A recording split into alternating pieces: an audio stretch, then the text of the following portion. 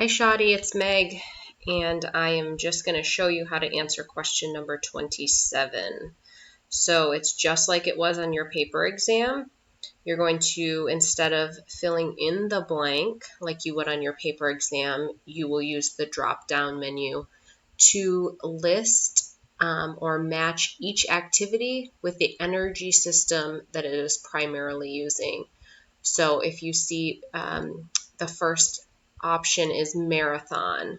So then you're going to hit the drop down menu here and you're going to have your 4 options. So they will be aerobic glycolysis, phosphagens, anaerobic glycolysis, or fatty acid oxidation. So we know that the answer for running a marathon would predominantly use fatty acid oxidation as its primary fuel source. So again, you'll just click on that fatty acid oxidation and you will see marathon is now matched to fatty acid oxidation. Then you'll continue to move down. A golf swing, then you will choose your answer there. Okay, and you will do that for every single one of the options.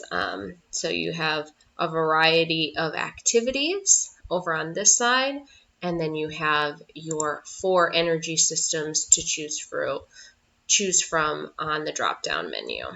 So I hope that makes sense, and good luck on your exam.